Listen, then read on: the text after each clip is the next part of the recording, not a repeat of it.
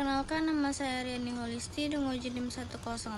Di sini saya akan menjelaskan materi kelompok 8, yaitu identitas kepada keluarga dan teman, budaya, suku, bahasa, dan agama di rumah, sekolah, dan masyarakat.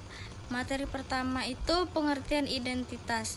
Identitas adalah ciri khas seseorang yang membedakan dirinya dari orang lain, baik itu seperti budaya, suku, bahasa, dan agama. Yang kedua itu identitas di rumah. Di keluarga, identitas dibentuk melalui pola asuh orang tua, kebiasaan budaya, penggunaan bahasa sehari-hari, serta penanaman nilai-nilai agama. Materi yang ketiga, identitas di sekolah. Di sekolah, identitas berkembang lewat pergaulan dengan teman yang beragam, belajar toleransi, saling menghormati, dan bekerja sama tanpa membeda-bedakan. Materi yang keempat itu identitas dalam masyarakat. Di masyarakat, identitas tampak melalui adat istiadat, bahasa daerah, kegiatan sosial, dan kehidupan beragam yang dijalani bersama dengan saling menghargai. Selanjutnya itu materi kelompok 9, yaitu sikap menghormati, menjaga, dan melestarikan keberagaman budaya dalam bingkai Bhinneka Tunggal Ika. Materi pertama, pengertian Bhinneka Tunggal Ika. Bhinneka Tunggal Ika berarti berbeda-beda tetapi tetap satu, yaitu walaupun Indonesia memiliki keberagaman suku, budaya, bahasa, dan agama, semuanya tetap bersatu sebagai suatu bangsa. Materi kedua, sikap menghormati keberagaman budaya. Sikap menghormati keberagaman budaya adalah menerima perbedaan budaya orang lain tanpa mengejek, merendahkan, atau memaksakan kehendak. Materi ketiga, menjaga keberagaman budaya. Menjaga keberagaman budaya berarti mempertahankan budaya tetap hidup dan tidak menimbulkan konflik. Materi yang keempat, melestarikan keberagaman budaya. Melestarikan keberagaman budaya adalah upaya mempertahankan budaya agar tidak pernah punah, seperti mempelajari, menggunakan, dan mengenalkan budaya kepada generasi berikutnya.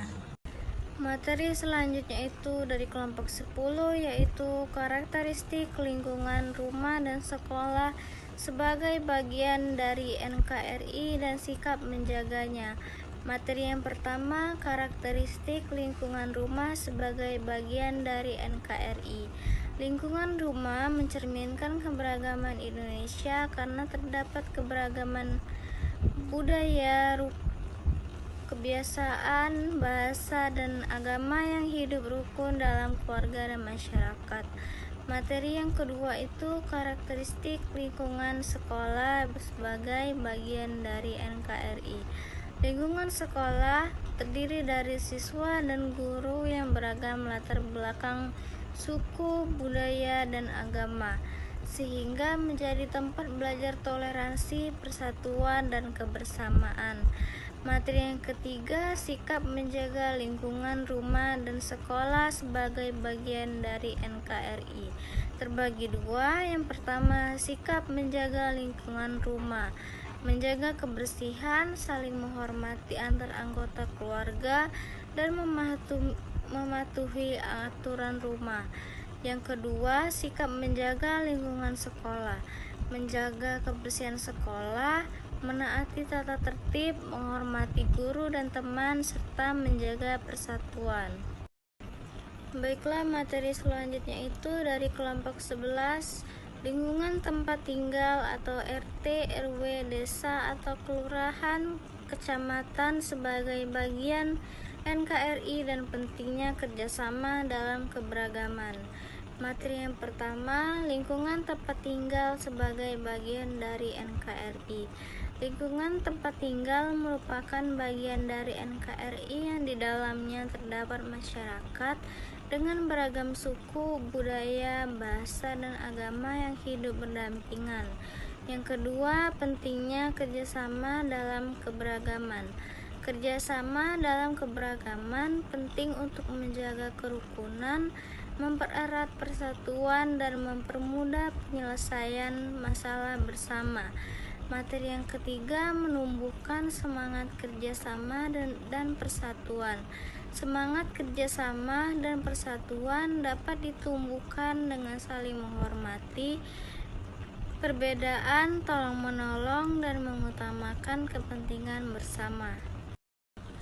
Baiklah, materi selanjutnya itu dari kelompok 12, yaitu struktur wilayah yang lebih luas.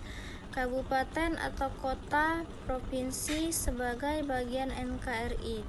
Perilaku gotong royong untuk menjaga persatuan dipahami sebagai wujud bela negara.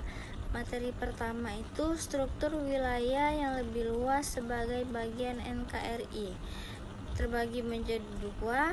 Yang pertama, provinsi sebagai wilayah administratif tingkat 1, yang berarti provinsi adalah wilayah pemerintahan yang dipimpin oleh gubernur dan berfungsi mengatur urusan pemerintahan di tingkat provinsi.